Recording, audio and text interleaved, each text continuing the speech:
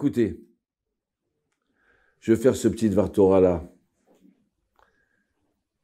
Parce que cette semaine, Jérusalem, Israël, tout le peuple d'Israël et Ramoth, ils ont tremblé. À la mémoire de ces deux enfants, Asher Menachem et Yaakov Israël. Et ce troisième-là, ce nouveau marié qui est parti, assassiné. Écoutez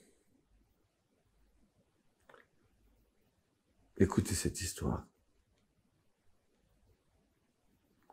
Ces enfants-là, 1 heure avant de partir à l'arrêt du bus pour aller à une fête à Bnei Brak, à côté de Tel Aviv.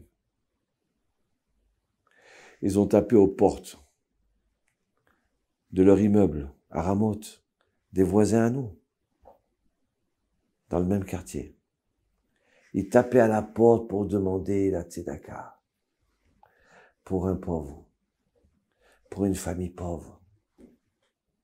Un enfant de 6 ans et de 8 ans pour taper la porte pour demander tzedaka, pas pour eux, pour une autre famille. Et 1 heure après, ils sont partis. Que Dieu repose leur âme. Vous voyez, c'est des anges. Quand la maman, elle a demandé, compris pour son mari, Avraham Noar Ben Yehudit. Et quand elle a entendu l'assassinat, elle a dit, je rends le sacrifice que Dieu m'a donné. C'est pas des hommes, pas des femmes, c'est des anges. Alors écoutez ce Dvar Torah là. Allez, on se reprend. La Torah vient et dit dans le paragraphe 21, verset 37, si un homme il vole un bœuf ou un agneau et qu'il a égorgé ou qu'il a vendu, il sera puni de payer 5 fois ce bœuf ou 4 fois cet agneau. Le Talmud il pose la question, mais pourquoi faire une différence? C'est un voleur. Pourquoi on va diminuer la punition pour l'agneau, celui qui a volé l'agneau, par rapport à celui qui a volé le bœuf? Écoutez cette réponse extraordinaire. Le Talmud il dit, parce que cet homme-là, quand il a volé un bœuf, il a tiré le bœuf jusqu'à chez lui. Alors que le voleur de l'agneau, il a porté sur lui l'agneau. Il s'est humilié devant les gens avec l'agneau. Il s'est fatigué. Il a porté sur lui. Donc, étant donné qu'il a porté sur lui, qu'il s'est humilié, qu'il s'est fatigué, donc Hachem Yitbarach, il lui a envoyé un 5e. Il lui a diminué un 5e de sa punition. Il apportera 4 agneaux, ou 4 sortes d'agneaux, à la place de 5, comme pour le bœuf. Mais c'est un voleur, mais c'est un bandit. Il a volé quelque chose qui ne lui appartenait pas. Oui. Mais quand même, c'est vrai que l'homme, il a un corps, mais il a aussi une âme. Et dans cette âme-là, elle a été un peu touchée au fin fond de lui. Il a été un peu humilié. Il a déjà payé une partie de sa punition.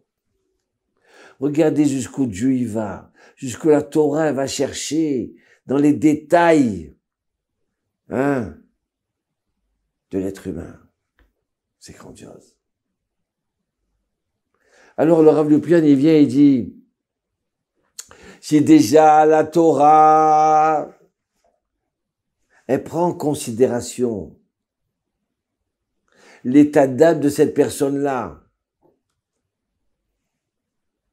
en portant l'agneau, en se fatiguant. Encore plus quand c'est une personne qui fait une mitzvah et qui se fatigue. Encore plus quand quelqu'un fait une mitzvah et qu'on se moque de lui. Ah, mais toi tu mets les tefilines. Mais à quoi ça sert? Ah, mais toi tu vas au mikvé. Oh là là, tu n'as pas de baignoire chez toi? Encore plus une personne qui va dans le froid, alors que c'est tout chaud chez elle, et elle va se tremper au mikvé, dans le noir. Akadosh Hu, il n'oublie pas ça. Akadosh Hu, il prend cet acte de diamant, il le met comme ça de côté. Écoutez bien. Une fois, j'étais comme ça dans l'avion Air France, Tel Aviv, Paris. Et voilà qu'on m'apporte le repas cachère. Et voilà qu'on distribue à mon voisin un repas non cachère. Hein? Et il distribue à d'autres personnes. Qui c'est qui veut cachère? À moi, à moi, à moi. Comme ça, il y a 10 personnes qui ont reçu du cachère. Et voilà, quand on ouvre, on s'aperçoit que c'est pas bon. C'est pas frais. C'est immangeable. Et d'un seul coup, j'entends une femme à côté. Madame l'hôtesse. Non, changez-moi, donnez-moi le repas de Air France, on préfère. Donnez-moi 2. Et une autre personne y demande aussi. Une autre personne, ouais, j'avais honte. Ouais, ils pouvaient manger cachère, ils vont manger non cachère, mon Dieu, comment on va faire? Merci, madame. Tiens, vas-y, mange, Joseph, mon fils. Non, madame, je veux pas. Mais mon fils, c'était faible, tu m'as dit que tu as faim tout à l'heure. Non, maman, je mange pas. J'ai pas faim sur du non cachère. Mais regarde l'odeur que c'est. Oui, maman, c'est une belle odeur.